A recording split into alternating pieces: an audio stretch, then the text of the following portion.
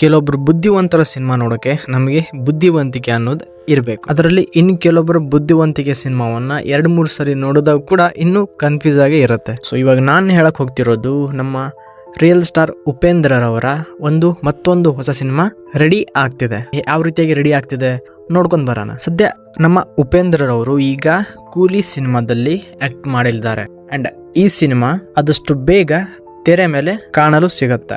ಇದರಲ್ಲಿ ಯಾವುದೇ ಡೌಟ್ ಇಲ್ಲ, the best director and best actor ಅಂತಾನೆ ನಾವು ಉಪೇಂದ್ರ ಅವ್ರನ್ನ ಕರೀತೀವಿ. ಆದ್ರೆ ಈ ಹಿಂದೆ ಕೆಲವೊಂದು ಸಿನಿಮಾಗಳು ಅಷ್ಟೇ ಅವ್ರದ್ದು ಅನ್ಕೊಂಡ ರೀತಿಯಾಗಿ ರಿಸಲ್ಟ್ ಅನ್ನ ಕೊಟ್ಟಿಲ್ಲ. ಈಗ ಟೈಮ್ ಬಂದಿದೆ ಒಂದು ಬೆಸ್ಟ್ ಪ್ರಾಜೆಕ್ಟ್ ನ ಜನರಿಗೆ ಕೊಡೋಕೆ. ಉಪೇಂದ್ರ ಅವರ ಮುಂದಿನ ಸಿನಿಮಾ ನೆಕ್ಸ್ಟ್ ಲೆವೆಲ್. ಈ ಸಿನಿಮಾದಲ್ಲಿ ಕಾಟೇರ ಸಿನಿಮಾದಲ್ಲಿ ತನ್ನ ಮೊದಲ ಸಿನಿಮಾದಲ್ಲಿ ಮೆಚ್ಚಿದಂತಹ ಆರಾಧನಾ ಅವರು ಇದರಲ್ಲಿ ನಾಯಕಿಯಾಗಿ ನಟಿಸಲಿದ್ದಾರೆ. ಪಾತ್ರದಲ್ಲಿ ನಾವು ಇದನ್ನು ನೋಡೋದಾದ್ರೆ ಕಾಟೇರ ಸಿನಿಮಾದಲ್ಲಿ ಆರಾಧನಾ ಅವರು ಅವರ ಬೆಸ್ಟ್ ಅನ್ನ ಕೊಟ್ಟಿದ್ರು.